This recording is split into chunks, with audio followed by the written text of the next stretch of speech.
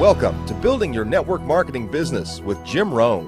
Mr. Rohn has been hailed over the years as one of the most influential thinkers of our time, as well as a major influence to an entire generation of personal development trainers and speakers. Jim has been described as a master motivator by Mark Victor Hansen, a national treasure by Vic Conant, one of the most profound thinkers and mind-expanding individuals of our time by Les Brown, and an extraordinary human being and mentor by Anthony Robbins. Jim Rohn has been sharing his success philosophies and principles for over 37 years, with more than 5,000 audiences and 3 million people worldwide. He is the recipient of the coveted CPAE Award from the National Speakers Association for excellence in speaking, and is the author of over 18 books, audio, and video programs. So now, let the man who has influenced so many help you to invent your future. Here's Mr. Jim Rohn. It is so much fun to travel the world, especially for me, farm boy from Idaho. I didn't have many skills when I first awakened to the opportunity that, you could work for pay. I knew how to milk cows, but, that was about it, and it didn't pay very well. But when I was introduced to network marketing, health and nutrition, a marketing system where I could start at the bottom, go to the top, and start part-time, it literally revolutionized and changed my life forever. I've never been the same. And a big share of my story now is sharing with people around the world this extraordinary opportunity. And then along with it, the philosophy that makes it work. Because you can have every technique in the world and the best product in the world, and you can have the finest support system in the world, but unless you have the philosophy that drives you to do the necessary things to make it work, then nothing works. So I like to talk about all the things that made it work for me and see if that might not be valuable for someone else. So I want you to take some good notes. If you're ready to take notes, say, I'm ready. Ready. I like this crowd already. Treat me well, I might take you with me as my traveling audience. Now here's the next key on being prepared for the next century, and that is your personal philosophy. At age 25, the things that so dramatically changed my life was, number one, the discovery of a unique product that I could believe in. My mother taught nutrition, and she taught good health, so I was the beneficiary of that. It came from my grandmother, my grandfather, passed it on to my mother. She taught it, passed it on to me. My father never had a major illness, lived to be 93. My mother extended her life, according to the doctor, at least 20 years. She should have died at least 20 years earlier than she did, simply because she stretched out those years by the study of good nutrition. I was an only child, and Mama studied and, mixed up all that stuff back then. She'd say, hey, me and Papa and her, she said, drink this stuff. If it don't kill us, I think it'll help, and we're gagging down this stuff.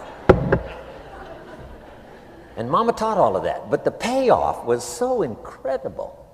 I passed it on to my 2 daughters. They've never been ill. They passed it on to their children, my grandchildren. They haven't been ill. I mean, the study of good nutrition, paying attention, and being involved in the industry you're in, it's one of the best. So, that's so important. Your personal philosophy, what you believe in, that's going to carry you into the next century. Let me give you now some of the early philosophies that changed my life forever. I heard one of them in my introduction.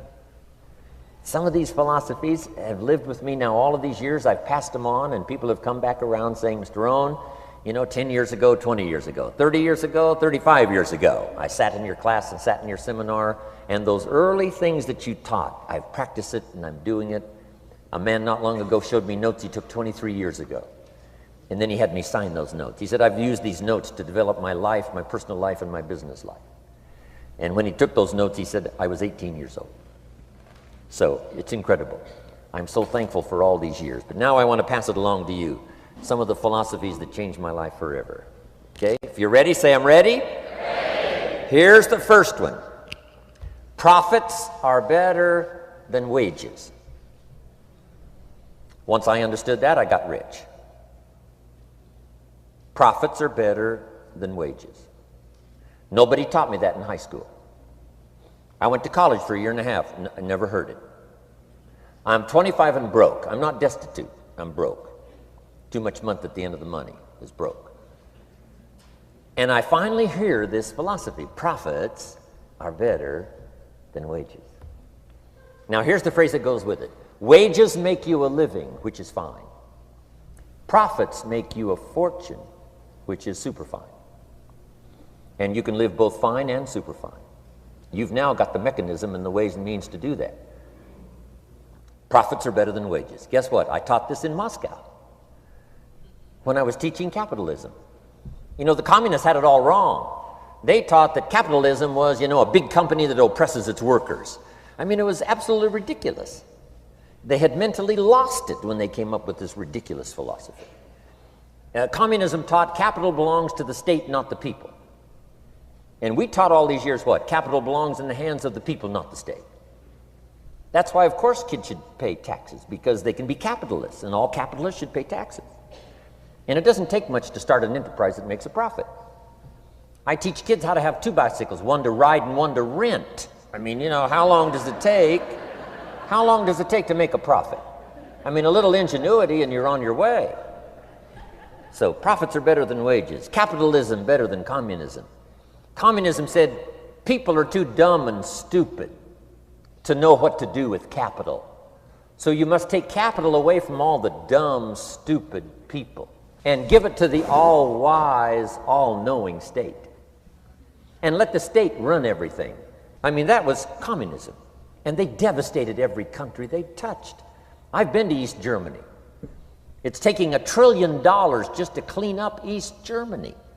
They've already spent $500 billion. They got $500 billion more to go. I mean, every country they touched, and I've been in all of them, they devastated them all with their devastating philosophy. We teach capital belongs in the hands of the people. That's where the ingenuity is to bring goods and services to the marketplace. And I'm going to show you later the miracle of capitalism grassroots in America, which you're involved in.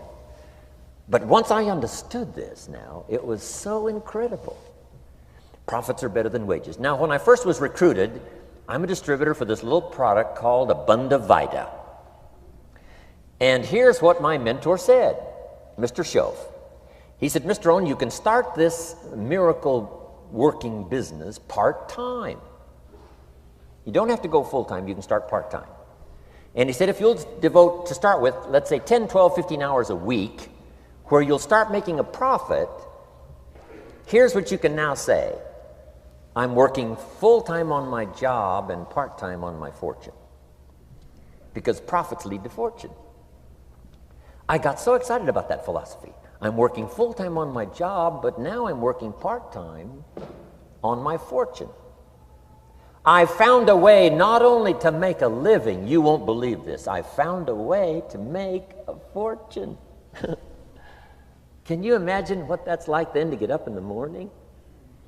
To go to work on your fortune? Not to go to work to pay the rent, which is okay, but a chance to go to work to make a fortune?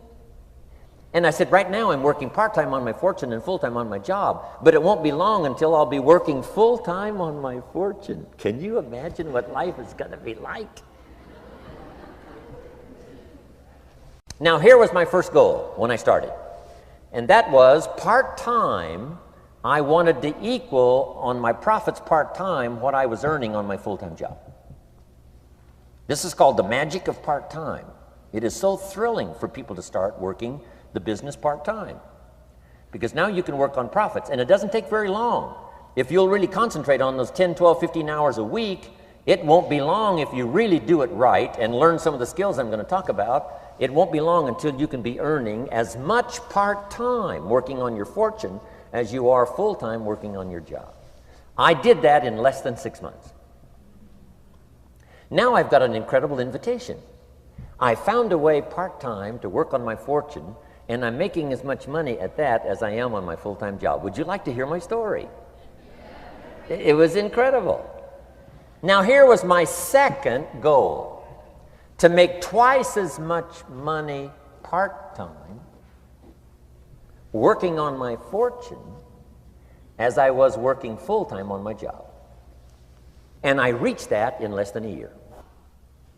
Making twice as much money part-time working on my fortune as I was full-time working on my job. Now I've got an incredible invitation that won't quit. I found a way, through a unique opportunity, to work part-time on my fortune And I'm now earning twice as much money as I am working full-time on my job. Would you like to hear my story? Do you imagine anybody would say, no, I don't care to hear your story? No. Everybody I said that to said, wow, yes, what are you doing? I said, I'm glad you asked. Let me tell you. Now, when I started making twice as much money part-time as full-time, here's my dilemma. I didn't want to go full-time. And why not go full-time? And the reason was because I didn't want to give up my electrifying story. Right? It was so powerful, nobody could resist the invitation to at least take a look. I didn't want to give it up. And I hung on for I don't know how long until it was, almost insane. And then finally, reluctantly, I gave up my full-time job. But now,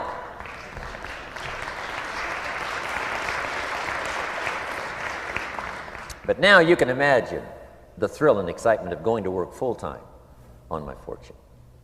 It was incredible. But I want you to jot down the magic of part-time. What does it take to really change a person's lifestyle? Not very much. An extra $1,000 a month, I'm telling you, will drastically change most American families' lifestyle. And that's why part-time is so valuable, because it very quickly changes a person's lifestyle. And here's what the change in lifestyle does. It's a great recruiting tool. One of the greatest recruiting attractions is the money you make part-time. Somebody said, you've been on 3 vacations this year? Says, yes, I got this little part-time thing going. Says, what's that?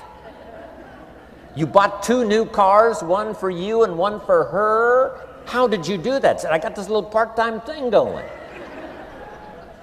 Your kids have got all these new clothes? Yes. All this stuff is happening. What is it? An extra $1,000 a month. See, $1,000 a month full-time, nobody wants to hear your story. $1,000 a month part-time that starts to change your lifestyle, everybody wants to hear your story. So the key is part-time. The magic and the attraction of part-time gives you a classic invitation for somebody to listen to what you're doing that's changing your life. And it's not just necessarily the money that changes your life. It's what you do with the money. It's the change of lifestyle. So part-time helps to change lifestyle, which gives you a classic invitation to look at what you're doing. That's how I started in network marketing, age 25. Wow, these philosophies changed my life. I wish I would have learned them in high school. In high school, if they would have offered Wealth 1, Wealth 2, I'd have taken both classes. I wouldn't have waited until I was 25 and broke. Here's the next one. Philosophy that helped change my life. It's not what happens that determines your life future. It's not what happens that determines your life future. It's what you do about what happens. All of us are in like a little sailboat. And it's not the blowing of the wind that determines your destination. It's the set of the sail. So jot this phrase down. It's one of the best to understand. Kids need to understand it. The same wind blows on us all. The same wind blows on us all. The wind of disaster, the wind of opportunity, the wind of change. The wind when it's upside down, the wind when it's favorable and unfavorable. The same wind blows on us all. The economic wind, the social wind, the political wind. The same wind blows on everybody. The difference in where you arrive in 1 year, 3 years, 5 years, the difference in arrival is not the blowing of the wind, but the set of the sail. And that's what learning is all about, to set a better sail this year than last year. To set a better sail. The first 6 years of my economic life, I wound up broke. Second 6 years, I wound up rich. You say, well, the Democrats must have finally gotten power. No.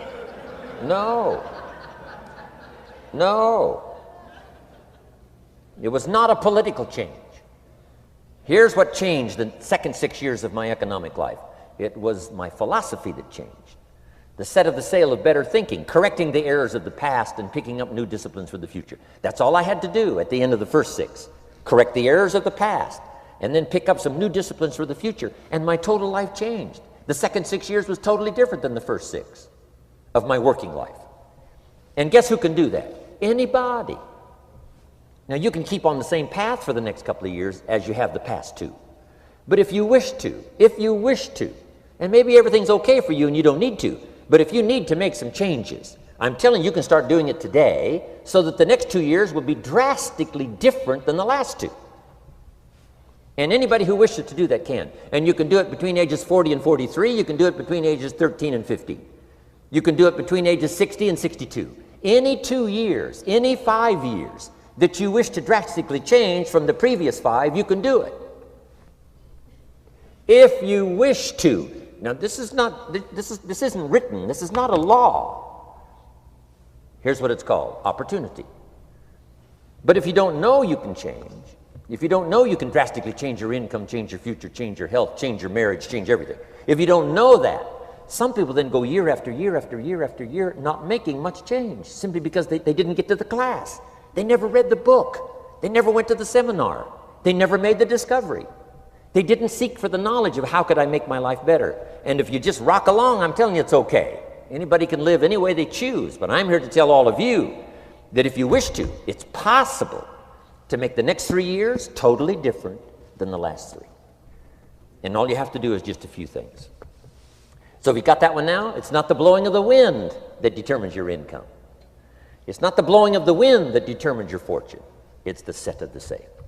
And that's why we gathered here today. Maybe I've got some ideas that'll help you with a couple of little things about setting the sail of your thinking that might drastically give you multiplied more benefit the next 3 years than you've gotten in the last 3. So it's not what happens. What happens happens to everybody. Chevron years ago brought me in to talk to management. They said, Mr. Rohn, you travel around the world and you're fairly knowledgeable. What do you think the next 10 years are going to be like? I said, gentlemen, I can tell you I do know the right people. So they all leaned forward and listened carefully. And I said, gentlemen, the next 10 years are going to be about like the last 10.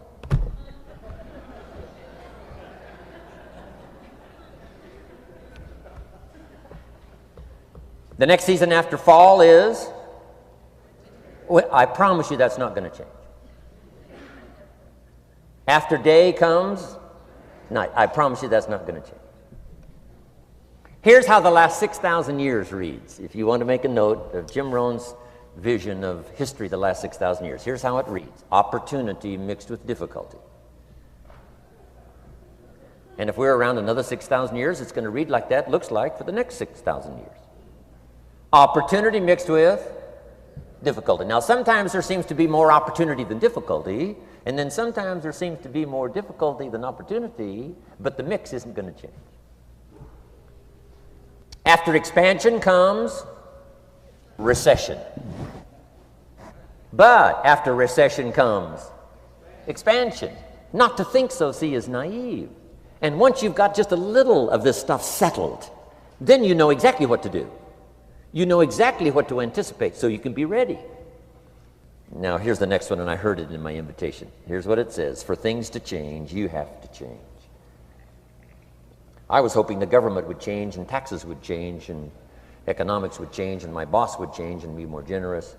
I wished for everything to change, and my teacher said, no, Mr. Rohn, for things to change for you, you have to change. Don't wish it was easier, wish you were better. Once I understood this, this altered the course of my life. Don't wish it was easier, wish you were better. And here's the big one: don't wish for less problems, wish for more skills. You don't need less problems. You simply need more skills. Don't wish for less challenge, wish for more wisdom. Accept the challenge, because you can't grow without a challenge. You can't get rich without a challenge. You can't fly without gravity. You have to understand the challenge. But that's the key, is to now develop wisdom to overcome the challenge. Don't wish for less challenge, but more wisdom. And then here's one more philosophy that helped change my life forever. You can do the most remarkable things no matter what happens. Humans can do the most remarkable things no matter what happens. Philosophies that changed my life. Here's one of the big philosophies I learned in network marketing. It's called the law of averages. If you do something often enough, a ratio will appear. Key phrase: if you do something often enough, a ratio will appear. It's amazing. It's uncanny. In baseball, we call it batting average. If you talk to 10 people, one says yes. Now the ratio has begun. 1 out of 10. Talk to 10, get 1. Here's something interesting about the law of averages. Once it starts, it tends to continue. This is colossal information. Once a ratio starts, it tends to continue. If you talk to 10 and get 1, sure enough, chances are excellent if you talk to 10 more, you'll get another one. Talk to 10 more, you'll get another one. Now you can compete. If you can only get 1 out of 10, you can compete, even with somebody that can get 9 out of 10. If you've been here a long time, you can get 9 out of 10. I just joined, I can only get 1 out of 10. If we have a 30-day contest, I will beat you. Say, well, how could you beat me? Here's why. During that 30 days, you talk to 10 and get 9. I talk to 100 and get 10. I beat you.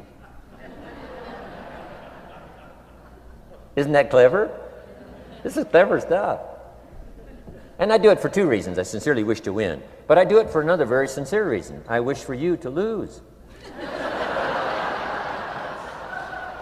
And that's noble on my part. Here's why it's noble. You learn more by losing than you do by winning. So I wish to give you that experience. Now here's how I do it once I understand the law of averages. When I'm new, I make up in numbers what I lack in skill. I make up in numbers what I lack in skill. Now, who can do that? Anybody that's ambitious. Anybody with a little ingenuity. Anybody. Doesn't matter. Now, here's one more. The law of averages can be increased. You get 1 out of 10, talk to 10, get another one. Talk to 10, get another one. The 4th time you talk to 10, you get 2. Why would the 4th time you talk to 10, you get 2 instead of 1? You're getting better. You're getting better. And who can get better? Anybody. Talk to 10, get 2. Talk to 10, get 2. Finally, talk to 10, get 3. I finally got up to about 3. Now, it takes more than a genius to go past like 3 or 4. But 3 will do. If you bat 300 in baseball, they pay you $4 million a year, which means you're out 7 times out of 10. 7 times out of 10, out. Make $4 million a year. Are you ready for that? So, this works so well now in your business. Just jot the phrase down. You don't have to bat 1,000. You don't have to bat 1,000 to make big money. 1 out of 10 is fine. 2 out of 10 is terrific. 3 out of 10 is fabulous. Some particular incredible genius might get 4 out of 10. But 3 out of 10 is sufficient to make you rich beyond your wildest imagination. This is how I went after my friends, neighbors, and relatives when I first started recruiting. I said, look, I've got a new business, and I'm getting about 3 out of 10 to join. And I don't mind you. Just come to the meeting and be one of the 7.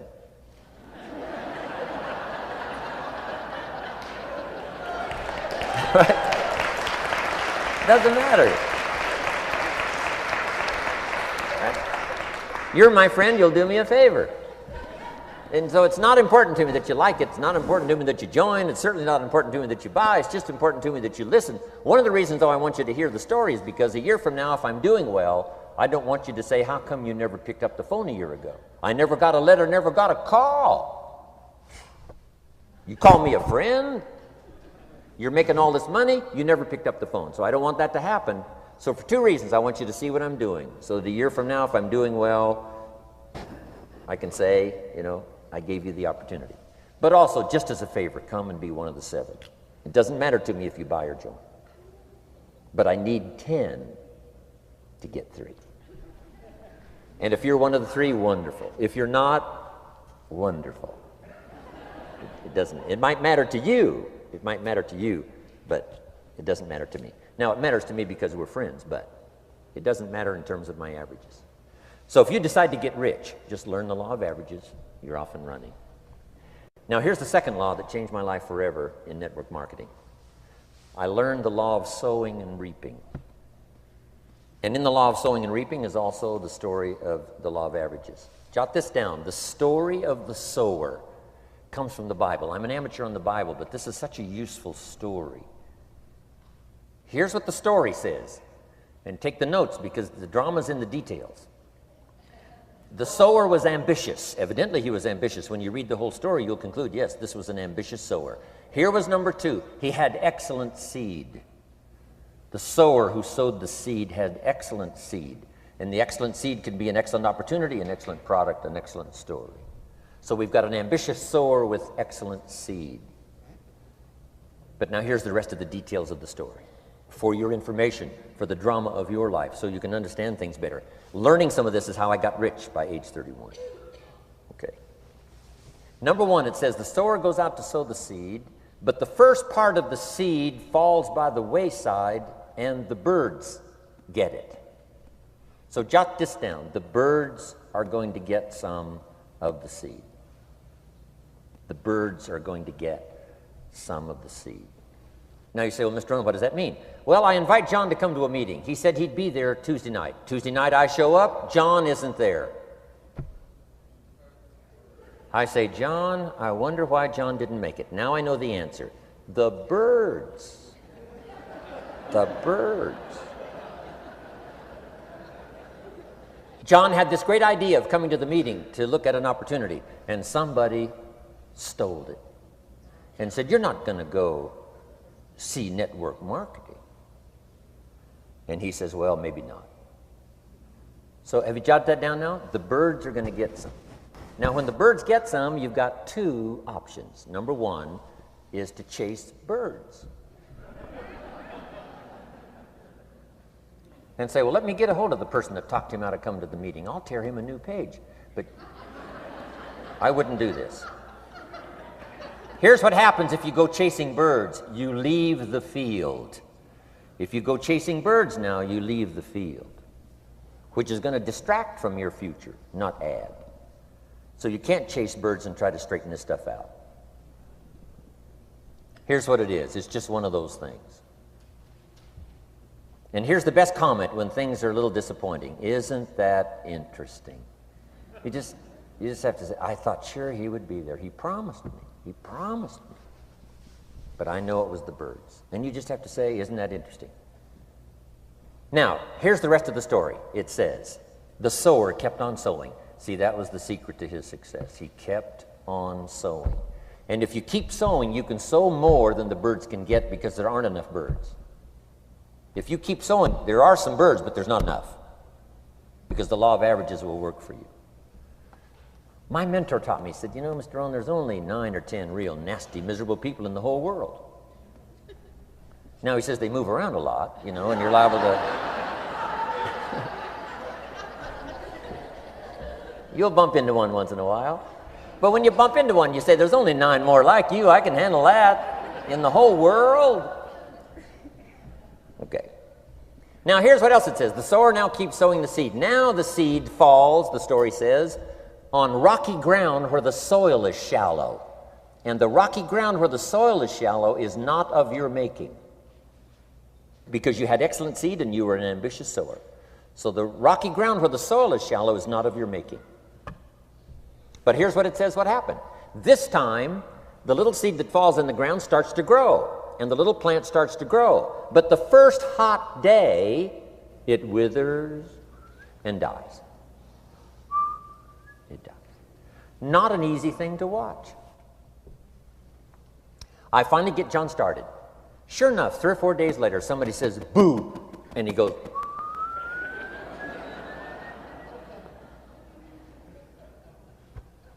he's gone. Doesn't show up at the second meeting. And I say, I thought sure John would last a week. What happened? Jot this down. The hot weather is going to get some. And this is not of your making. Here's what you must say when that happens. Isn't that interesting? Wow. What can you do? The answer is nothing. You say, well, I'm going to try to change this. I wouldn't take that class. You know, the sun comes up in the east. Somebody says, why is that? I wouldn't spend much time on that. Just let that happen. Don't go for this why stuff. I'm giving you the answers here. The answers is in the structure, and the consequences and in the deal. The answer is in the deal. Anything beyond that is not worth study. You say, well, how come some just last a little while? I wouldn't sign up for that class. Here's the answer. Some don't stay. You just have to jot that down. And when some leaves, you say, that's one of those that don't stay. Now you know what category to put them in. And you can't solve this now. You can't. It's like rearranging the seasons. You can't fool with that. All you can do is cooperate with the way things are set up. I didn't set it up. You say, well, it shouldn't be this way. Well, when you get your own planet, you can rearrange this whole deal. But on this planet, you're a guest. You got to take it as it comes. Now, here was the secret to the ambitious sower with good seed. It said he kept on sowing. Now, here's what he had to do to keep on sowing. He had to discipline his disappointment. This is a key phrase now to use the rest of your life. You must learn to discipline your disappointment, because you didn't set up the setup, and some are not going to stay, and that is not of your making. Now, if you made gross errors and you ran them off, see, that'd be different. Now, you're responsible for that. But if it's in the normal course of things, this is the way things are. Now, here's what it says. The sower keeps on sowing. Now it says the seed falls on thorny ground. And somebody says, well, how much of this do you have to go through? Well, hang on. It's not the end of the story now. Now the little seed falls on thorny ground. And now the little plant starts to grow again. But as the little plant starts to grow, the thorns choke it to death. And it dies. So jot this down. The thorns are going to get some. And that's not of your making. And what are these thorns? The story even called these little thorns, little cares, little distractions, little somethings. Who knows what all they are? I say, John, we had a meeting last night, you weren't here. John says, well, I can't make every meeting. I say, why not? You're part-time. He said, well, the screen door came off the hinges. And you just can't let your house fall apart. You got to take some time and fix things up. And I can hear the thorns going,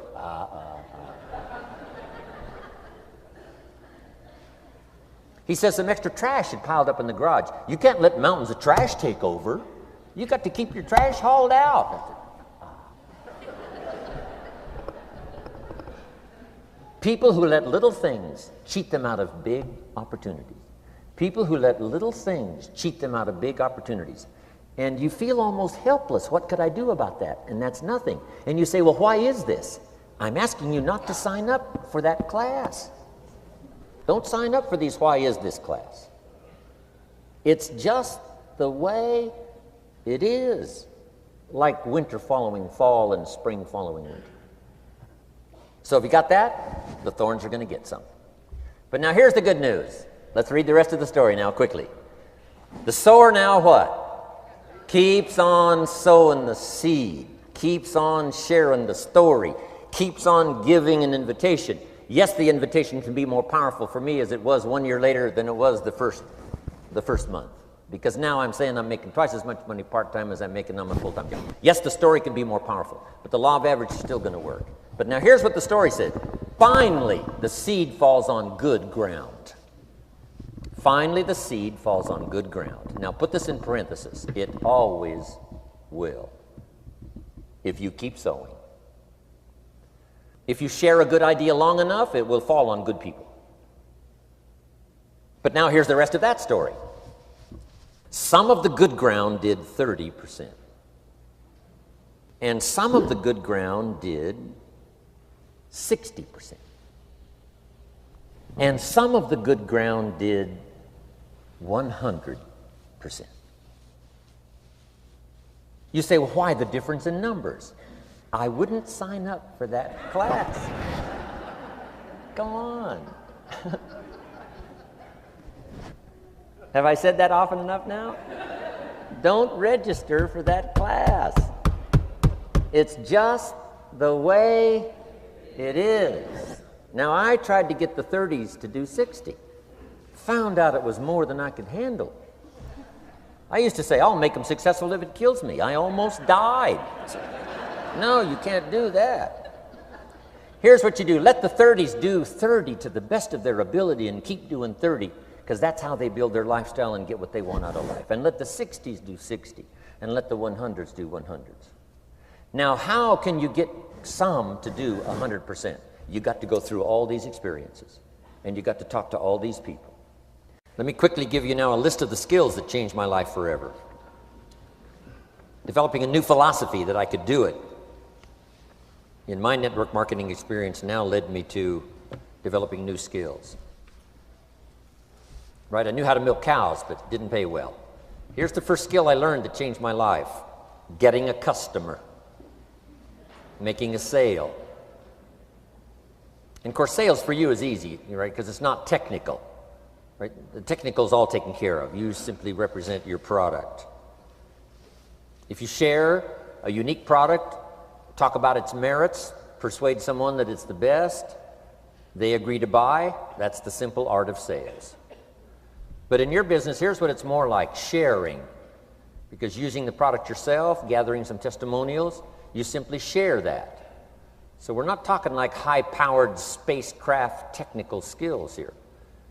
It's simply sharing something you've discovered with someone else and doing it well enough to where they agree they would like to participate. Now here's what happened when I learned sales. It multiplied my income by 5. Now it didn't take that much because I wasn't doing that well in farm country, but it did multiply my income by 5. Sales, getting customers, laying that incredible foundation for an entrepreneurial career. So now I've got 2 skills: milking cows and making sales.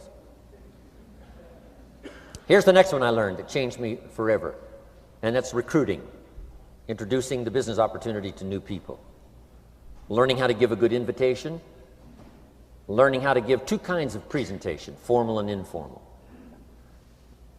And the third part of recruiting, of course, is following up. Once you start a new life, now you got to take care of it, like a new mother would take care of her baby. You don't start a new life and abandon it. You start a new life and nourish it like a mother and protect it like a father. You got to be both mother and father to a new person. Nourishment, ideas like a mother. Protection, help defend your new life against the encroachment of outside voices that would try to talk them out of it. So you got to be mother and father in this art of recruiting. We call it being a sponsor. And being a sponsor is like being a bridge, helping somebody from darkness to light, from skeptic to faith, from not knowing to knowing, from no confidence in themselves to starting to gain confidence. You're the bridge that helps people from the shadows to the sunlight. It's one of the most exciting positions to occupy in all of network marketing industry, is the bridge, helping people crossing the bridge out from discouragement into recognition. Being this bridge, that's what the recruiting magic is all about. You've got the answers. They've been looking for the answers. You've got the answers, and you help them cross this bridge. You see something in them before they can see it in themselves. You assure them that it's possible to be more than they are, therefore they can earn more than they've got, have more than they possess.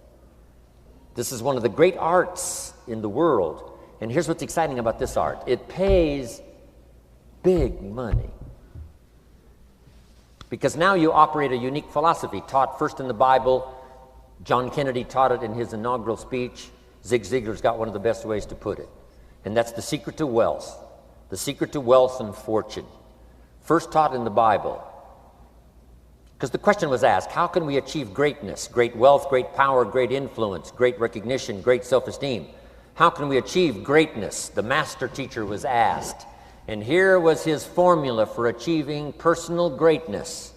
He said, find a way to serve the many, for service to many leads to greatness. For those that are interested. Some people aren't interested, but for those that are, service to many leads to greatness. Someone says, well, best I can do is just take care of myself, which is okay, but it doesn't lead to greatness. Somebody says, I got enough bills of my own, I can't worry about someone else's bills. That's okay, but it doesn't lead to greatness. Greatness is helping people pay their bills, you forget about yours. Because if you help enough people pay theirs, yours disappear. Help people with problems, your problems disappear. The key to greatness, the master teacher taught, is finding a way. Now, a lot of people would like to serve many people, but they don't have a way. And what's exciting about you and your business is you've now got the way. Whether you use it or not, it's up to you. Whether you cash it in or not is up to you. Whether you make a fortune or just a little, that's all up to you. Each person's ambition, it's called the same marketing, the same product. The products are the same for everybody here. The marketing system is the same. The difference is each person's philosophy and each person's individual ambition. But whatever your ambitions are, now you've got the ways and means. And here's what you've got the ways and means to do. Serve as many people as you would like. Now, here's what's exciting about recruiting. With what you're involved in here, you can directly and indirectly affect the lives of dozens of people. Some of you are going to directly and indirectly affect the lives of hundreds of people. And some of you, if you wish, can directly and indirectly affect the lives of thousands of people.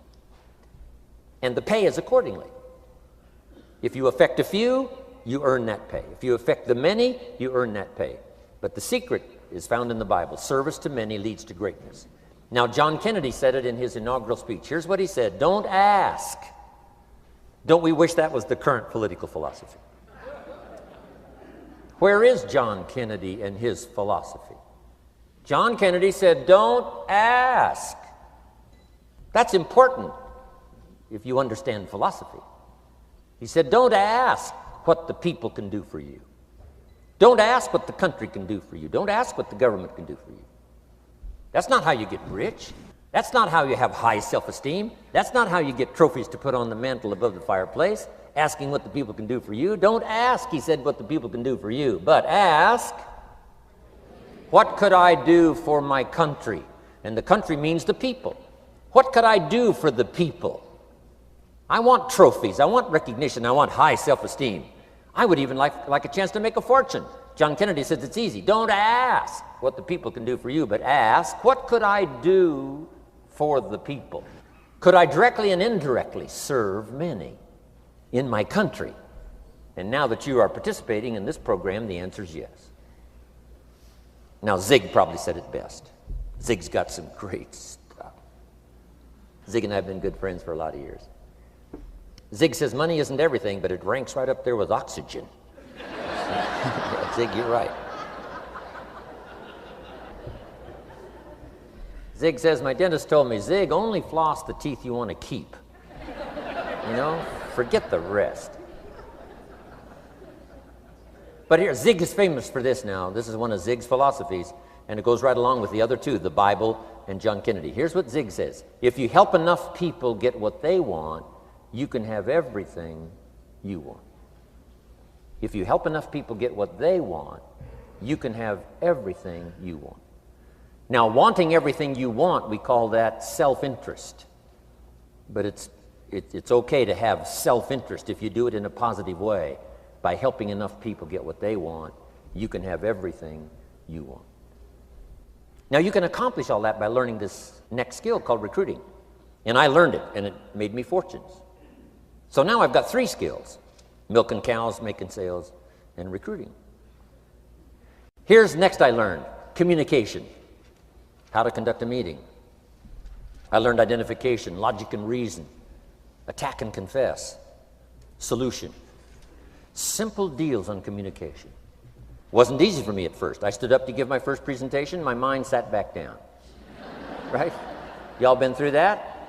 Opened my mouth, nothing came out for a while. But here's what I did. I did it again. Just jot that phrase down. I did it again. That's the secret to how I got here. 35, 40 years later, it's how I got here. I did it once, it was uncomfortable. That first presentation was so lousy, if I hadn't have been doing it, I'd have gone home. It was not that good. But here's the secret to how I got here. I did it again, and then I did it again, and then I did it again, and I did it again. I remember when I first decided to be a little more animated, right? And walk out away from the podium, right? Get out from just behind the podium. So I got out there, and then I thought, how do you get back? Whoa, I'm stranded out here. Remember those times? Doing something for the first time? But you learn quickly in your business, right? In your business, a guy stands up to give his first testimonial, and he's so nervous he forgets his own name, right? And 30 days later, he wants to give a 3-hour testimonial, right? You can hardly get him off the stage. So, learn communication. How to affect other people with words. That's the greatest art in the world to learn. How to affect other people with words. Key phrase, don't be lazy in language. If you learn to use the gift of your own language wisely, it can make you a fortune and build an incredible life. Here's 3 other things I learned. One is to train. Training people how the business works. And then I've used another word called teach. Train and teach. And only to say this, training people how the business works, teaching is how life works. Because here's what all of us need for the 21st century: business skills and life skills. The life skills are leadership skills. The life skills are learning how to set goals. Now here's the ultimate skill to learn that can transform your life and the life of whoever will listen: the ability to inspire. Inspire means help people to look up a little higher than where they are and wish they could get there, and inspire them that it's possible. Here's how we inspire: by our own testimonial. If I can do it, you can do it. Here's how else we inspire: by others' testimonial. If they can do it, Mary, you can do it. Getting people to see themselves better than they are. Getting people to see themselves richer than they are. Getting people to see themselves more capable next year than they are this year. Getting to see themselves in the future. To help both your kids and your people, here's what you must learn to do. Number 1, help people to see themselves as they are. If people have made mistakes, they got to know it. You can't go on making mistakes and hope to achieve. Mistakes have to be corrected. And you've got to do it with your children. Help them to see themselves as they are.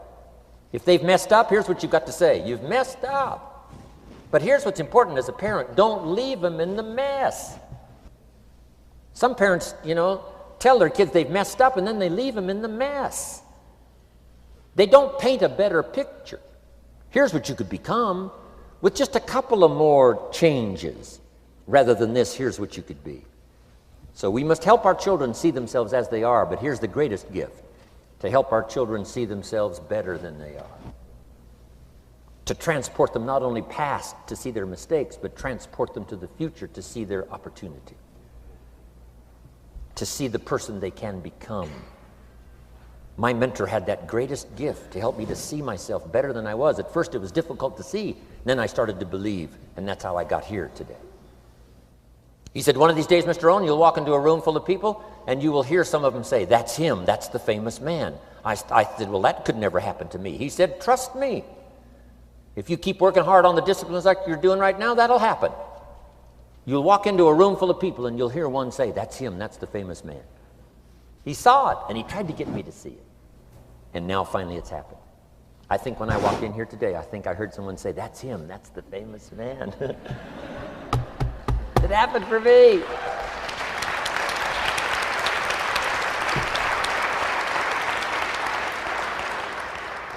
And if it can happen for me, it can happen for you. Just master these skills to inspire. Here's what else I learned: the skills of building an organization. Learn to work with the people who deserve it, not the people who need it. You must be like life itself. Respond to deserve, not to need. It doesn't say if you need, you will have a harvest. It doesn't say if you need a harvest, you'll have a harvest. It's not what it says. It says if you plant, chances are good you'll have a harvest. If you plant, you will reap. Not if you need, you will reap. So we must be like life itself. Respond to the people who deserve it by planting, by taking the first step. Even God himself says, if you move toward me, I'll move toward you. That's the condition. You move toward me, I'll move toward you, says the Almighty. Now he could also say, you don't move, I don't move. You say, well, that's arbitrary. Well, when you're God, you can set it up that way. Now, learn to work with the people who deserve it, not the people who need it. Now, here's what's the next step. Teach people how to deserve your time. Teach people how to deserve your attention. Teach people how to deserve a phone call. Say, Mary, you just take this one step and I take 2 steps. You take 2 steps, I take 5 steps.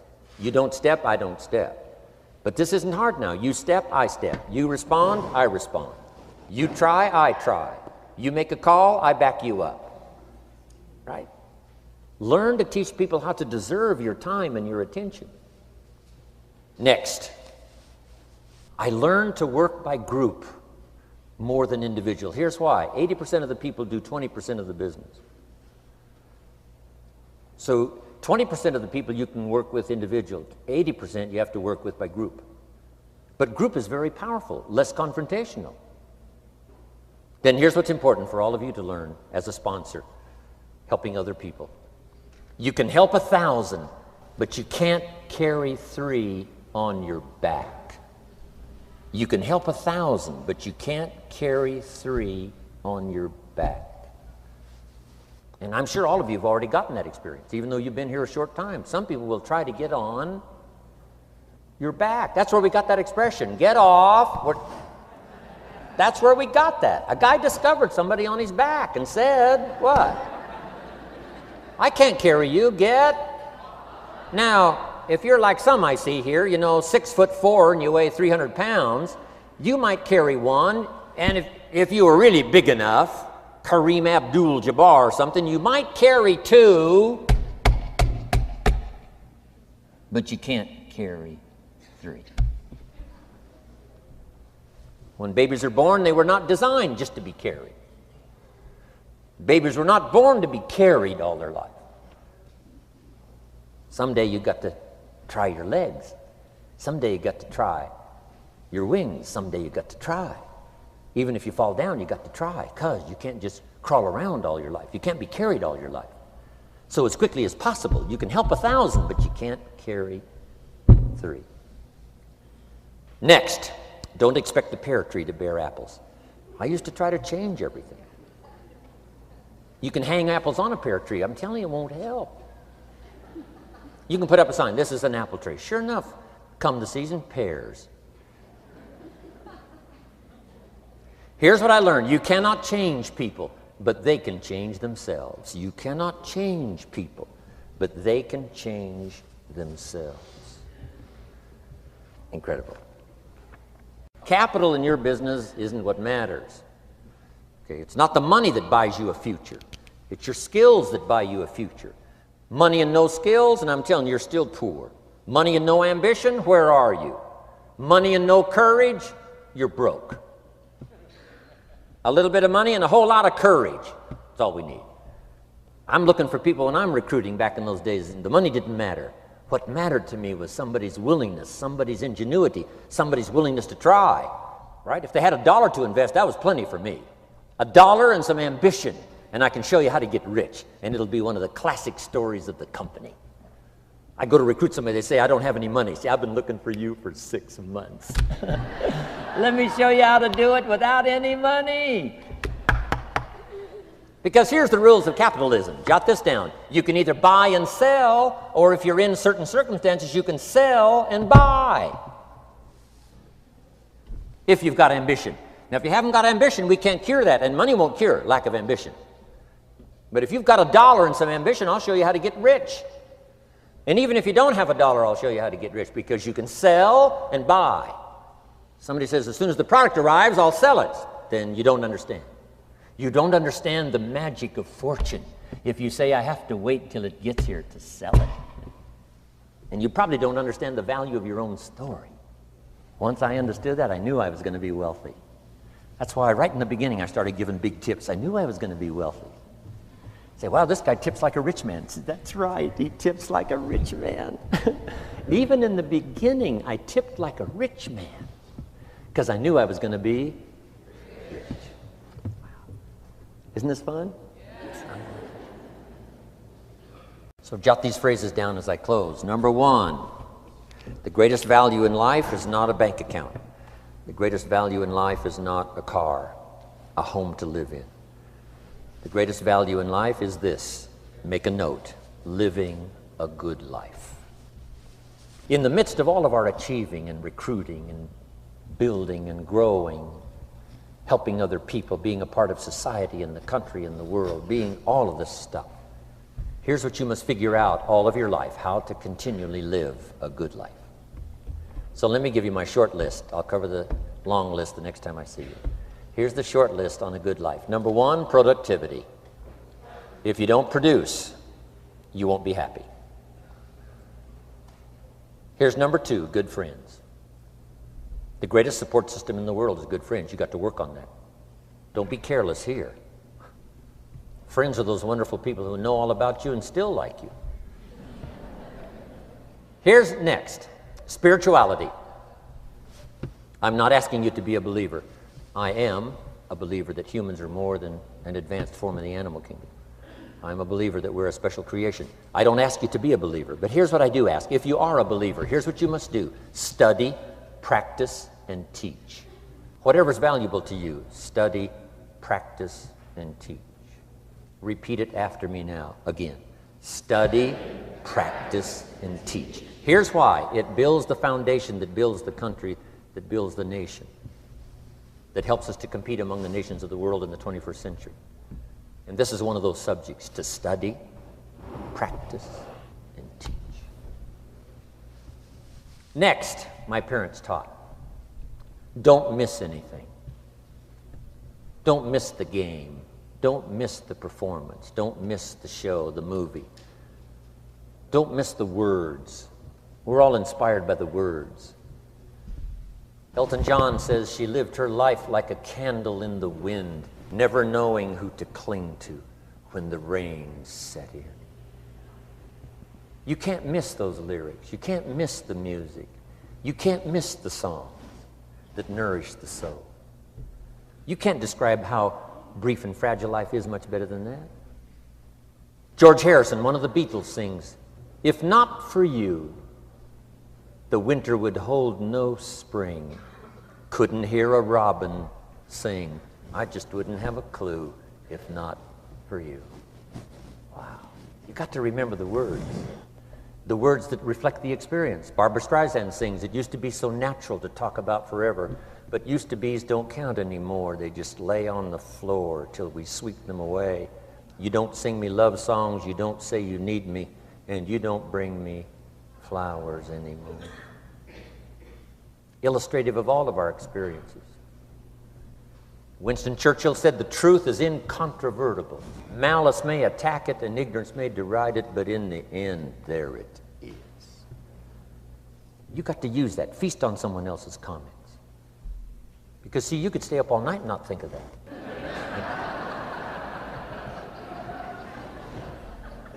I'm asking you to do your research. I'm asking you, don't miss anything. Don't miss the play. When my father was 93, just before he died, if you would have called him at 10:30, 11 o'clock at night, he wouldn't be home. He's at the rodeo. And he's watching the kids play softball. He's at church. He's watching the concert somewhere. Every night. My parents taught me that. Don't miss anything. Even the little small things, don't miss. The big things, don't miss. Don't miss, don't miss. It's part of living a good life. Here's why. Jot this phrase down. It'll serve you well forever. If you live well, you will earn well. If you live well, it'll show up in the texture of your voice. If you live well, it'll show up in your face. If you live well, it'll show up in the magnetism of your personality. If you live well. So don't miss the nourishment of all the things around you that could help you live a good life. Next is the inner circle. Take care of them, they'll take care of you. Inspire them, they will inspire you. Nothing more valuable than the inner circle. That's where the power to conquer the world comes from, the inner circle. If a father walks out of the house and he can still all day long feel his daughter's kiss on his face, he's a powerful man. Nourishment of the inner circle is so incredible. If a husband walks out of the house and all day long he feels the imprint of his wife's arms around his body, he's invincible. Who can touch him? One person caring for another, the old prophet said, is the greatest. There's many virtues and values, but the greatest is love, one person caring for another. Better to live in a tent with someone you love than to live in a mansion yourself. People caring for people. And especially that inner circle where the power is so magnificent that if you draw from it, if you nourish it, and then it nourishes you. Now, here's my last comment. Ask for God's help. We could all use a little help. But my whole seminar was what you can do. A man took a rock pile, turned it into a fabulous garden. Somebody came and saw it and said, "You know, you and the good Lord have this fabulous garden here." The gardener said, "I understand your point, but you should have seen it a few years ago when God had it all by himself." So we do play a part. So make this the last note now. We have a chance as human beings to participate in the miracle process. We have a chance as human beings to participate in the miracle process. And you can go do that every day as often as you wish. Changing somebody's life, rescuing somebody from oblivion, building an organization second to none so that your name will appear in many people's testimonial. And that's why I came today. So that by chance, I don't need the money. It's not why I'm here. I take the money, but I don't need the money. But here's why I'm here. By chance, perhaps, if I've come along at the right time, I don't know what time this is for you, but if I've come along at the right time, just maybe, a week from now, a month from now, a year from now, 5 years from now, you might say, Jim Rohn came by and gave us a little piece of information. That started me down the road. Here's what's happened to me. And my name might appear in your testimonial. Now, here's the drama as we finish. How many of you have my name in your notes? Here's the part of the drama then. I go with you. When we all leave here and the lights are out and the place is dark, I go with you because you've taken my notes and hopefully some of the spirit, some of the stuff I had besides just the notes. So I go with all of you. But here's the big drama. All of you go with me. See, that's so unbelievable. So as I leave here, I promise not to leave you behind. I will take you with me in my thoughts and in my heart. God bless.